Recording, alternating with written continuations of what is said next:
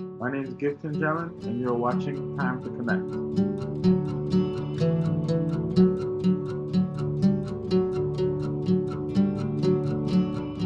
Hey, Giveton Gelin, thank you so much for taking the time to connect. How are you doing today? I'm doing great, man. It's great to be here. My first time, but looking forward. Well, I really appreciate you joining me here. I've been looking forward to talking to you. I, uh, I've been listening to your debut record, True Design. Man, that's a really powerful record. Congratulations on that. Oh, thank you, man. I appreciate that. Thanks for listening. And I'll tell you, I want to say something about it. It's kind of funny. I feel like a broken record. I say this to a lot of young jazz musicians who I talk to, but I'm going to say it again because it's just true. That record, it feels both like it's very much in the tradition. You are clearly standing on the shoulders of giants there, but it also feels new. And I Mm. think I wonder if you care to comment on that. It seems like that's probably every generation has to do that. We all have to stand on the shoulders of those giants. We all are. Nobody's out of context. We're always playing in a tradition like that, but then we're also trying to bring something new to it. Do you think about that at all? Oh, all the time. I think that's one of the things that, in terms of the music I'm trying to present and how I'm trying to present it, I'm always making sure that I'm representing the whole thing. I don't know. I think that now, I mean, obviously we're in a different time, so I think it's a lot easier for us to access a lot of that music from before too, and so it just makes it. I don't know. I feel like now we have a better chance at really representing it really well. I mean, if if we take the time and and treat it the way we should. So Right on. there's one thing I like to think about when I think of people that I would like to have in that musical space to get that vibe. Like obviously the people that I have on that record, Micah, Immanuel, all those guys. I find that I think you have that duality of having you hear people say having one foot in the past, one foot in the future. I like to think about it as like I had a saying that it was something. It sounds something like I want people to obviously be grounded, but not afraid to look up. Hmm. If that Hmm. makes sense. Yeah. And I think there's something to be said about that because obviously that's the natural kind of way we should be living because that way we get to experience all. And if we're grounded with nature, but Yeah. then we also understand the idea of ascension. The idea of what's out there as well. So I don't know. So Yeah. we kind of going in both directions in a way. Yeah. Mm. Yeah. Absolutely. Now, you're coming to us from New York City, is that right? Yes, Yeah. yes. And how long have you been in New York? I've now been in New York City for 5 years. Yeah, actually 5 years now. Yes, Yeah. because I went to Oberlin for 1 year in Ohio, and then I made the move. But I was always visiting New York, you Hmm. know, back then, to like summer camps and stuff like Yeah. that. I Yeah. went in You're high from the school. Bahamas, right? Originally, yes, I'm originally Yeah. from the Bahamas, born and raised. I have Haitian parents, so I'm like, went to a Haitian church, but then went to Bahamian school. Hmm. So you got Haiti, Bahamas, New York. You got all these things in a Yeah, in a it's in a great. It's gumbo. great. Yeah. It's great. Nice. And you just recently graduated from Juilliard, is that right? Yep. Graduated 2021. Um, yeah, it was great, man. It was. I couldn't. I think that was one of the things for me where I really wanted to do, and I was able to have my mom there with me. Um, yeah, and it was her first time in the United States too. It was crazy. I'm sure they were really proud. Now, but that tells me then that you made this record when you were still a student. Yeah, I did. I mean, come on, man. That's crazy. You got quite a future ahead of you. And let's see, I had Micah on the series here, and I've got Emmanuel lined up to talk to him later. Those are some serious cats there. How did you know them? How did they end up playing on that record? Those guys are my brothers. I mean, obviously Juilliard. When I first moved to New York. So before I went to Juilliard, I would go to New York all the time and check out all the guys. And a lot of people came up. You know, Immanuel came up even when I was in Manhattan School of Music. Like when I was like 15, I remember, you know, I met, you know, a bass player who was from there, who was from Philadelphia, and he was telling me, oh yeah, Immanuel, you know, you gotta check him out. And then I came to New York, and then I met Micah, and then I had like this little mini session with him. And you know, we were walking, you know, to get some pizza, and I told him, yeah, Micah, I'm gonna come back to New York, and I'm gonna make a band, and you're gonna be in it. Nice. It was, you know, and truly enough, you know, and then I got to Juilliard, and the first combo they put me in, like, you know, they have like, you know, these combos they put you in at Juilliard, and you have to play that combo all year. The first combo they put me in, I was in a combo with Immanuel, and so it was just like it kind of just naturally just unfolded, you know. Yeah, that's great. That's great. And you started playing trumpet pretty young. I think I read you were 10. Is that right, when you started playing trumpet? Yes, I did start playing when I was 10. I was in a marching band, and I was playing drums for it, and they needed more trumpet volunteers. And I was just one of those people that was like, oh, let me just try something new. And it worked out. You know, my dad had a, you know, trumpet lying around somewhere. He gave to a friend, and I, you know, picked it up and started playing it. Wow. Yeah. And what kind of music were you steeped in when you were a kid? You mentioned the Haitian influence and the Bahamas. I'm guessing you had a lot of different types of music that you were listening to as a kid. Is that true? For sure, for sure. My dad actually is like you know, he's a pastor, but you know, when I was in the womb, he was making an album with like this gospel group of musicians, and you know, and so yeah, I was listening. If you, I guess Haitian like compa music and Bahamian like Junkuna music, Bahamian like they have all these like different kind of like rake and scrape they call it, like all these different fields, and it's just like, you know, based upon the same root, but just slightly, you know, from a different kind of like, you know, approach. Yeah. So I don't know. I find that also I was playing a lot of Haitian like gospel music too. And so, and also like contemporary gospel, just being in a church. So I kind of had like both.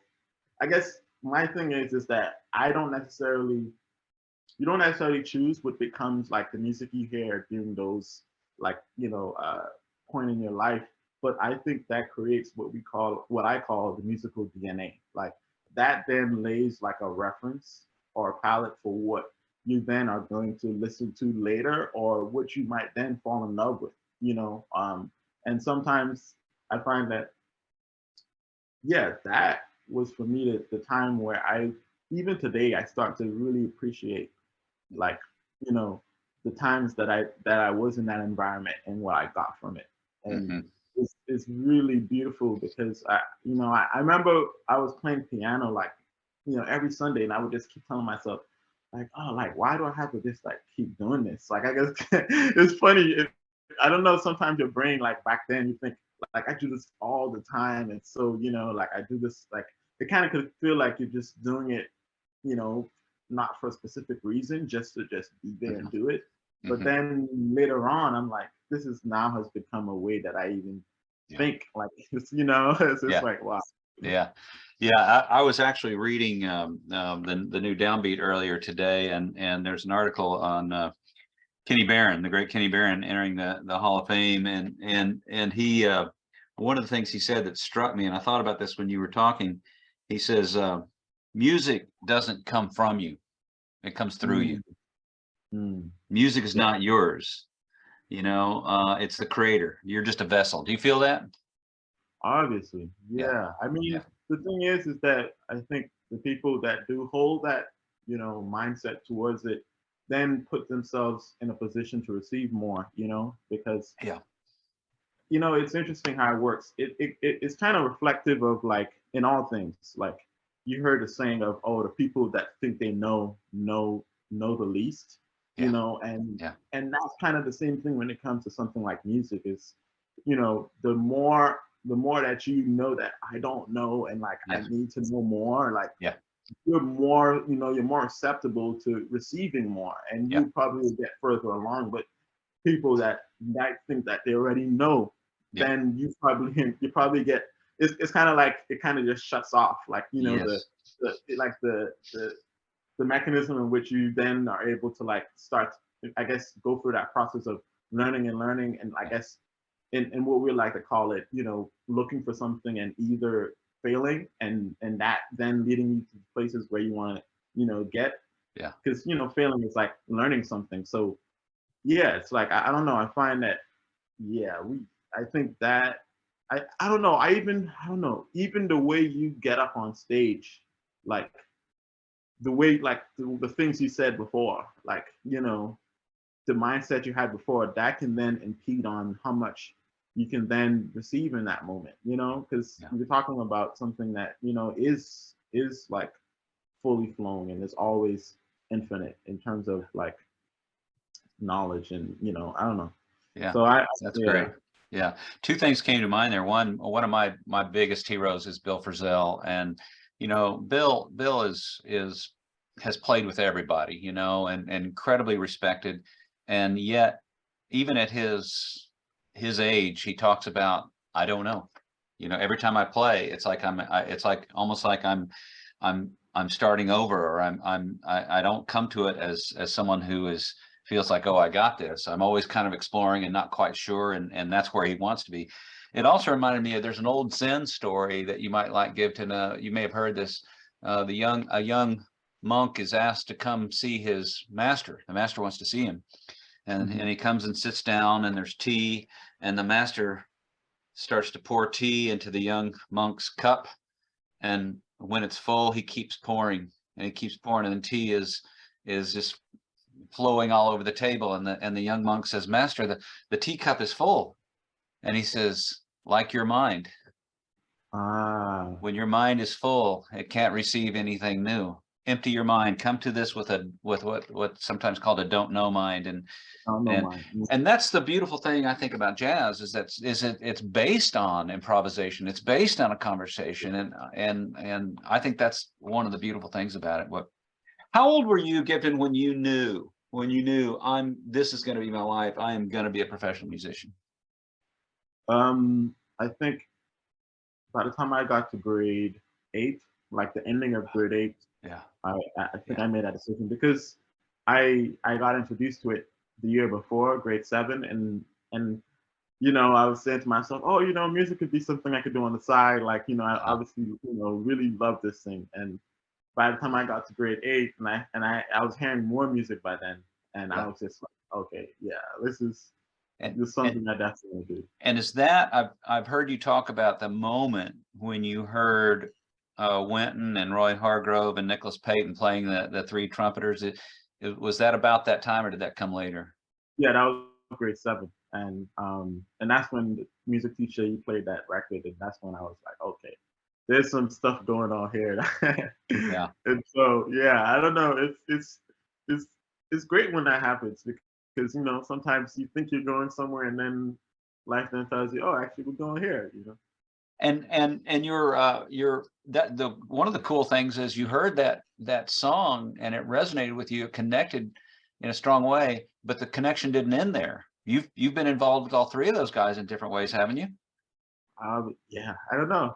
That's what I meant, because the universe said this is the direction. Because I then looked all of them up, started checking out their records, and fell in love with all 3 of them and all the musicians that influenced them. The musicians that got them to the places that they've been to. And so I went further back, Clifford Brown. I went further back, like, okay, well, Lee Morgan. Okay, well, and it's like, then those, I don't know, it made me appreciate the whole tree more, And so once I got to New York, I looked for Wynton. I saw when I first saw him, I went to his show in Queens, and then the first time I met Roy was at Blue Note. I went to see him play. I had bought tickets, and literally made a whole trip out of it just to see Roy, And I saw Nick the first time playing with Ben Wolf at Dizzy's. Wow. Yeah. And I've read that you are a protege of the late Roy Hargrove. Yeah. Roy was someone so special to the scene, to the music world at large. And I'm so fortunate that I got to meet him, because, I went to Oberlin for a year, and I always wanted to be in New York City, but, once the opportunity to go to Juilliard came around, it was perfect in terms of like, you know, me being able to actually be in the city all the time, and you know, and Roy was there, you know, and I would just go to Smalls and meet him and go to his shows, and he would see my face a lot. And Theo Crooker once introduced me to him, which when that was, I guess that was the point where he formally knew me as a trumpet, you know, guy, you know, playing young guy. And so the relationship grew because it started with young blood. It started from, oh yeah, young blood, you know, and then it went to, he asked me, what's your name? And I said, Giveton. And he was the guy that pronounced my name correctly every time. He corrected other people when they said my name wrong. Like I couldn't believe it. Like my dreams was like, you know, happening right in front of me. Like, you know, Roy obviously was like, you know, a huge influence to me, you know. Yeah. How about Miles? What has Miles meant to you? Miles in terms of like, I think about him a lot because I'm still on a lot of his records, especially the second great quintet like Nefertiti and Fida Kilimanjaro. Especially those two, I find that I've been kind of stuck on them. Not I say stuck, but just listening to them like just for long periods of time. And I recently did like this show where I did the Fida Kilimanjaro music, and but like, wow, in terms of the writing, in terms of what those musicians were playing back then, like I don't know, I find it it's so new, like it has its own place in terms of the sonic world, like yeah, yeah. And then I think of Miles' artistry, you know, his vision, and those are some of the things that I really aspire to, because you know he really in terms of like being able to see the voices of the future, or being able to then bring those voices together, you know, and then also being able to like, you know, also let the musicians, you know, create that world too, and you know, not being too much of a leader where you then, you know, harm the process, you know, like little things like that where, you know, as a leader, like it really inspires you, and it also teaches you a lot. You know, I learned a lot from people like Miles, and I'm nice. you know, Roy is a good example of someone like that too. And it was just, you know, picking up as much as you can. How about Louis Armstrong? Louis Armstrong, the guy, he's the father. Funny story is because when I first met Wynton, you know, I was 15, and I remember, you know, I told him all the trumpet players I liked, and you know, when you know, he told me, okay, well, you know, I knew a good amount of them, so he's like, okay, you gotta be, you know, maybe a little bit serious, you know, and so he said, all right, come to my house, and I went to his house, and we started talking about trumpet players, and then he told me there are these solos I want you to transcribe. You know, he told me starting with some barbecue, Louis Armstrong, tight like this, Louis Armstrong. And I remember I went home and I was just going at it. And I remember that was probably the time where I really started to understand it for real, because Louis Armstrong, he, you know, it's literally, he's literally the first representation of what genius improvisation was. You know, I mean, like that's literally what that's the shoulders we all stand on in a huge way. And it's funny because his like his stuff is still applicable to even the modern like language, like in a big like all the things that they're doing is literally, it's just like it's so, I don't know, I find that people find that because it comes from a different point, it might be too far-fetched if you put it in the modern context. But I would disagree. I really would. Yeah. I've told this story several times on this series, and so people who watch every episode might be tired of hearing it, but I got to share this with you as a trumpet player. My dad played sax and clarinet, and he played in the dance bands in the 20s and 30s. And he actually got to sit in with Louis Armstrong and his band at an after show when he was about 18. And at the time, Giveton, he thought he was going to have a career in music. And after he sat in with those guys, he said, I can't hang with that. That's something completely new. He had no idea, right? You know, back then we didn't have the internet. It was hard to hear stuff, you know, and really until you saw those guys live, you didn't really get it. And when we saw him live and then sat in with him, he said, I realized, you know, I'll always love this music and it'll always be important to me, but I don't have the natural talent or the drive to hang with those kind of guys. Mm.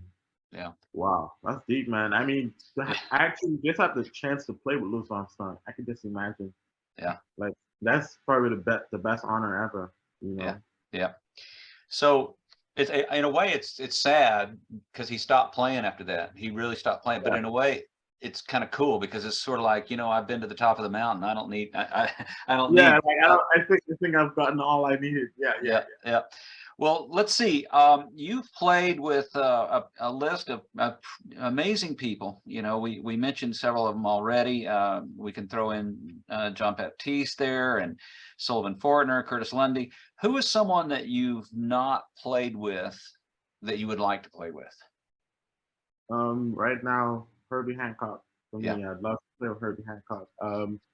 You know, I've seen him play, you know, especially going out to some of these festivals, you know, he'd be on the marquee and I would just, you know, run to wherever he's playing and you just hear him and he's, you know, just going just like he just going further and further and further. And it's just like that's just so inspiring as someone that grew up listening to that music. Obviously, we just spoke about those Miles records, second quintet. I'm still out here like listening to Peter Kilimanjaro and Nefertiti, and here's Herbie, you know, just playing, you know, otherworldly things even today, you know, still searching and trying to find that place like we were talking about, being that and or just being that open vessel where, you know, he's where it never becomes something that is stagnant. You know, it's always ever going. You know.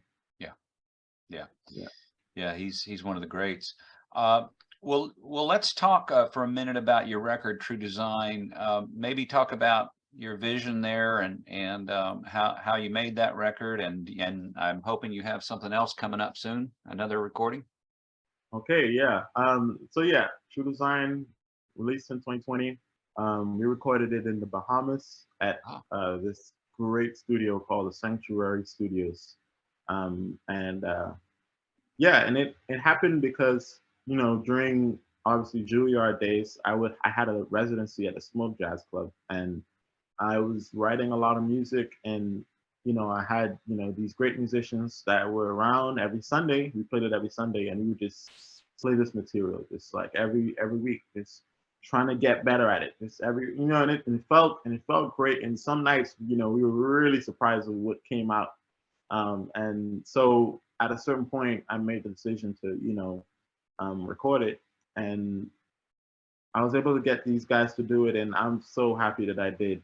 You yeah. know, because I think that you know everyone on that record you know, is in their own right very special, and they all are their own voices. You know, and I think that when it you know what you're experiencing when you hear it is all these voices coming together, right? And it kind of creates this whole other thing, and that's what technically great bands are. But sometimes you know I feel like as a band leader, as you know, as a musician, like to find that group of people and to bring them together, and when it actually does happen, it's something that you know is special, and I'm really appreciative that I was able to do it. Yeah, well, I think True Design is really about like you know the idea of the the higher force, you know, something that's greater than just us, you know, like, you know, I think that connecting to nature also, like the idea that, you know, uh, like the beauty in nature is a lot of like is a lot of the inspiration or is telling of some level of you know like higher design, like you know like the idea that okay what and you know what I mean like and yeah, also it's like fantasizing about the idea of like higher design, like you know the design that is godlike, you know what I mean, like mhm, so I think about like that being the true like like the true, so I guess the true design is like the design that is closest to nature in a way, you know, like because when you look at nature it's mhm, impeccable, right? It's like everything is just, you know, mhm. well put together. And I just think about that, and I think that that's what I'm trying to, you know, reach when it comes to the compositions, and obviously when it comes to the energy that we're trying to harness. When we do play the music, you know, I'm looking for that real grand like feeling where, you know, everything is just like bigger than us. Yeah, yeah, yeah, yeah. Beautiful. And do you have another record coming up? So for the next record, it's going to be an extensive project. I know I've been saying it on some of the radios, and I recently did a show, and I was just telling people a little bit about it and trying to get people, updated. But yeah, I'm trying to work on this next project called The Island Dreamer, and it's basically going to be like a combination of a lot of those things we were talking about earlier about the music that's a part of my musical DNA, right? Mm-hmm. And that music and the music that was a part of my musical DNA then creates, the place where, or gives me the position that I have now to then create music that's a combination of all those things. Yeah.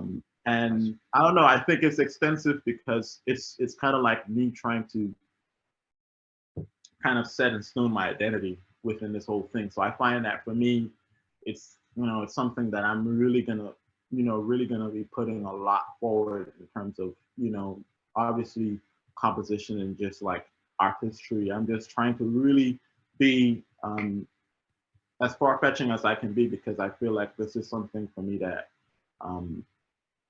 it's going to be it's going to be a record that means a lot to me, not just because it's my second record, but I think even when I look back, from years from now, I would look back and say, okay, what, like, this is when I, was able to really show people, what my sound is, Right on. Well, you've got a great first record, so I'm excited to hear what comes next. And you're still pretty young, and you've got a great career ahead of you.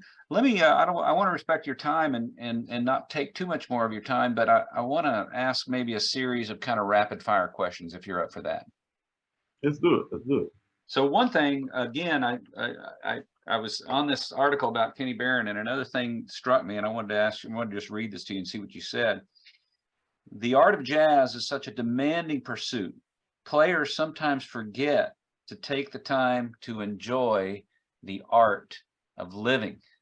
And in Barron's case, he loves to cook. He's a foodie, and he also gets involved a lot with poetry. He's an avid reader of things like the Rubaiyat of Omar Khayyam and Khalil Gibran and different things like that. What do you do outside of this passion of music to make sure you're just living a good life? Oh man, I think that it's funny because I think recently I've been finding a lot more things that resonate with me, and I think that it comes down to finding things that will ultimately bring that balance, and I find that for me, I have this thing where I'm now creating it where I want to kind of like dabble with like all things that will then like help me improve in all the different type of intelligences that there are, like spatial intelligence, like literary intelligence. So like all those other like, because I find that for us musicians, we're in terms of musical intelligence, like we have an abundance of that, but obviously like with the other types, I find that that's what will then bring that well-roundedness as well too. So some of the things I've been doing is trying to read also, like just read. I'm reading like a few books right now. Think and Grow Rich is one I've been working on, which has a lot to do with just has just a lot to do with just thinking about something and then creating that reality, and and then a lot of the other things I'm doing with spatial intelligence. I've been playing some pool, man. I don't know if you're playing pool or anything like that, but it's been a great way for me to also get a few things, because it's like a meditation thing too, concentration levels, and then also like awareness of like what's spatially in front of you, right? And then you have a lot of things that are being engaged, so I have a lot of fun doing that. And then other than that, I just try to watch shows and hang out with my friends. Yes. Have a good time with people that I love. Yeah. And and other than that, I just try to make sure I'm doing what I need to be doing. Yeah. So you're getting to be a pool shark. Actually, maybe that's the thing. Yeah, maybe that's the thing. I was talking to Jonathan Barber just the other day, and his thing was, he said he likes to bowl. Same thing. That spatial intelligence, that that it's a hands-on thing that is, you know, something you can do outside of music that's both relaxing, and you Yeah. got a little competitive thing going on. There's all kinds I of like interesting things. competitive. Okay, so what comes to mind when I say Monk? Mm. Monk's one I of think my obsessions, and I always like to ask my jazz musician guests about, you know, what does Monk mean to you? I think when I think of Monk, I think of like a presence, you know, like a strong presence, someone that when he comes into the room, he takes up the space of the room in a way. Like when you play a Monk record, you know, like that's what happens, you know, like and a lot of Yes. times some people can be a little bit of, or maybe intimidated or maybe afraid. People that like, you know, I've heard. I mean, funny enough, I would not have heard if I had not been playing pool. Where this pool player is like, man, I love all the jazz guys, but Monk, man. He was like, oh, I can't handle Monk. And I was like, man, I was like, but you know, Monk, man, there's something to it. And sometimes you kind of have to keep that open mind and actually let it in, because that's when you actually get to enjoy it the most. Because, Yeah. you know, he's not going to be something that you know, might have encountered before. You know what I mean? Yeah. He's like, it's Yeah. its own thing. So, He's challenging. He's challenging. yeah. Yeah. But what I find about that too is that like, I learned that like through people like Monk and through people like, you know, Charlie Parker, all these like artists that really were able to harness like this presence within their artistic or within their music, like this like unmistakable presence. And I find that that's when the music is truly at its highest form, is when it actually becomes its own thing, and it's not like it's you know what I mean, like you're not even in the picture anymore. Like sonically it sounds like its own world. Yeah. Like that's when, you know, you've kind of done the job, or at least gotten closer to what, you know, what act or where it should actually be. Because Yeah. you know, I think that is one of the hardest things to achieve, is to achieve a sound that's unique, but also to be able to always be able to engage in that every time you play. Like that's, you know, you know, Monk, I think it's very spiritual, and it's has a lot of depth to it. And Yeah. I love everything about it. Yeah, me too, man. I forget who it was. It was one of the guys who played with him, said, you shouldn't even call what Monk did jazz. It's its own thing. It's Monk's music, you know? Yeah. Yeah. Well, let's see. If you had to choose kind of the deserted island question, you can only listen to one record for the rest of your life. What record is it? Woo. Oh wow. You know, it's funny. I had a Juilliard assignment, which was to write a deserted island song. Um, Wow.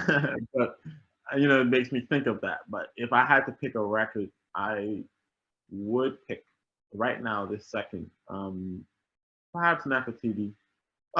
What is it? Nefertiti. Okay. Yeah. Yeah. That'd be a good one. You know,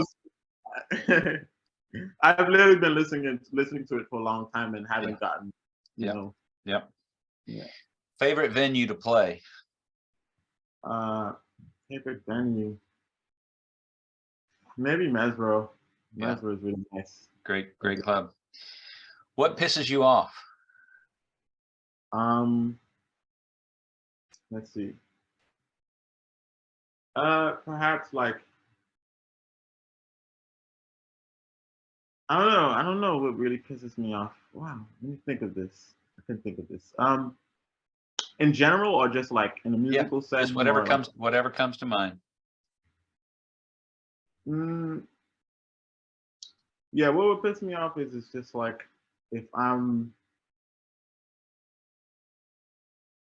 don't know, if I'm not doing what I'm needing to be doing. Like I don't know. I think I'd be pissed off on myself. Yeah. Yeah. I don't What know. do you have a practice meditation or prayer, or is it always music away when things aren't going well, when you're pissed off or you're depressed or things aren't happening for you? Do you have a way that you get back on your center?